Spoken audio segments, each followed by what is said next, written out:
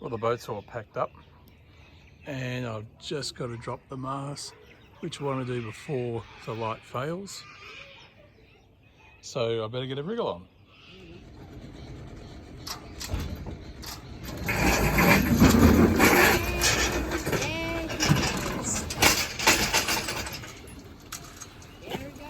Yep, and there she stayed.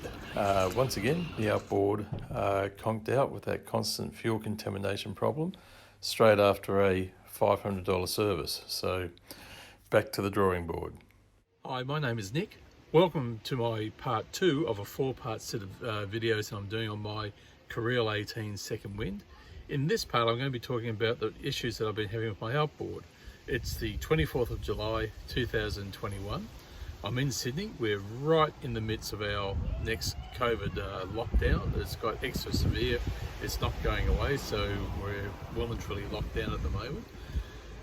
But I've had an ongoing problem with my outboard with a fuel contamination problem. I get grit in the carburetor. It stops the motor. I've now had on 4 occasions where I've taken to the ramp, the motor started up and then died.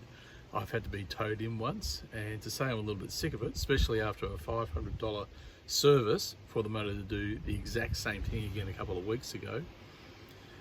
I think I've got the problem sorted now. I've replaced all the fuel lines from the tank to the carburetor except for one small piece of hose, which I should get on Monday, and I still need to clean the tank out. And I'm hoping after all of that, and also putting some extra filters in the fuel line or changing an extra one that I put in there, that should hopefully fix this ongoing issue that I've had with my outboard. Anyway, we'll go up and have a look at the outboard and we'll see what I've been up to. So here's the motor. She's a 8 horsepower, about a 2001 model, very little use, 8 horse 2-stroke twin cylinder. I really like this motor. I bought it about 3 years ago. The first year it was just fantastic. When I bought it, I got a new fuel tank and fuel line for it because I wanted a smaller fuel tank just to be a bit more convenient. But I have this continuing fuel contamination problem. It was out of action for a couple of months because I just couldn't get the parts for it. I needed a carburetor manifold gasket. I wanted to replace this fuel line because this was a new hose when I bought the motor. I got this, couldn't get this one, got the gasket after I went to about 3 or 4 different places. And the only reason I was able to get it was because the guy had it in his drawer as stock on hand, whereas you can't get it in at the moment because of COVID has caused all sorts of shipping problems. My local outboard guy said the fuel hose that I was using, this grey stuff, it was all hard and stiff. It was only, as I said, 3 years old. He said that was where I was probably getting most of my contamination. He said once they go hard, they dissolve and they start putting stuff into your carburetor. So I've replaced that. I've just put a new filter on it today. It still wasn't running right when I got it all back together about 2 months ago. So I took it down to my local outboard guy to have a major service done where they're supposed to do all the top half. They already had new plugs in it, and they also do the water pump impeller, which I haven't done since I bought the motor, so I thought that'd be a good idea.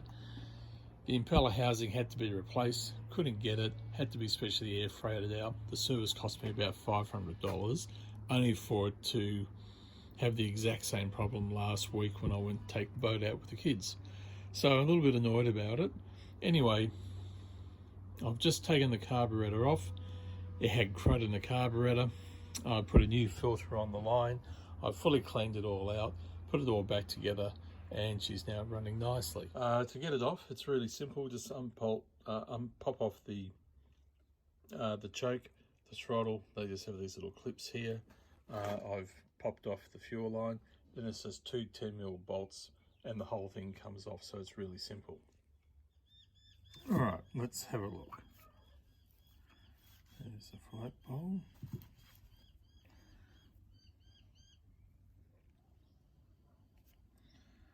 There's some quite big pieces in there. There's all this grit, and that's supposed to have come off the old fuel line, which has been replaced. Anyway, give it a good clean out, and we'll keep moving. Okay, giving it a really good clean out with my carb cleaner. I also bought a little can of aerosol airbrush cleaner so I can blow some of the galleries out later on.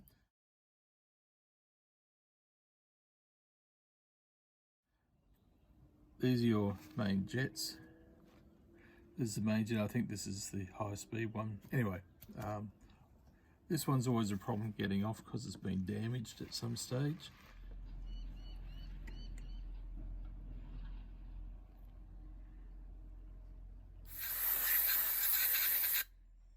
So this is the mixture. This is the engine casings here. This is the front. I've just screwed this in. You screw it all the way in, count your turns, and that way when you put it back, you screw it all the way up, then you count half, 1, 1.5, 2 is almost 2. Anyway, this is your mixture screw. This is the only one that you really adjust, as far as I can tell. There we go.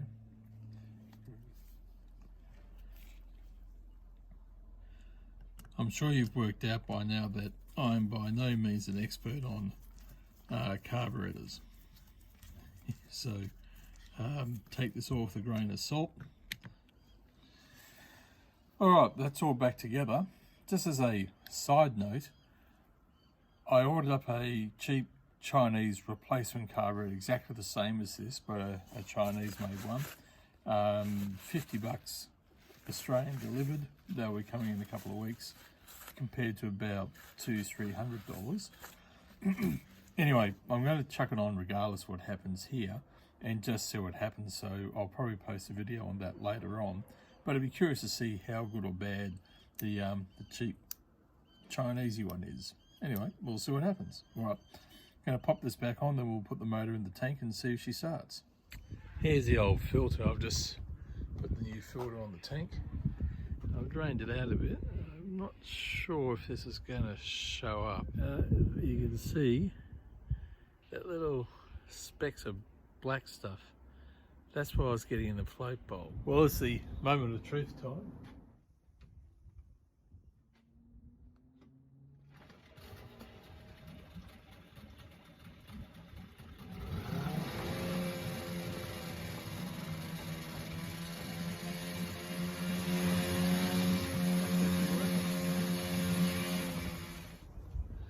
Just before I put it away, I'm going to go for a cold restart. I've run it for about 10 minutes. It seems to be running really nicely. Anyway, we'll see how this goes.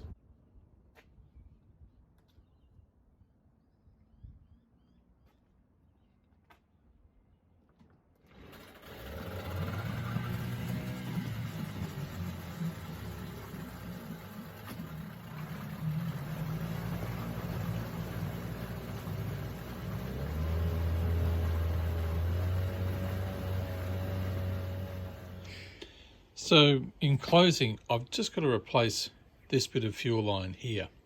This one and the filter are all new.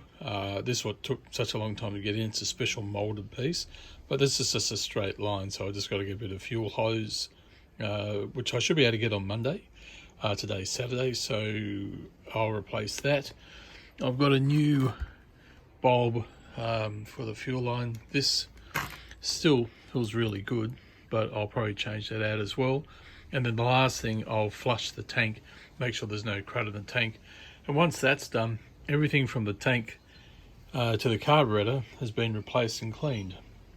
And I'm hoping that they'll finally fix this ongoing contamination problem.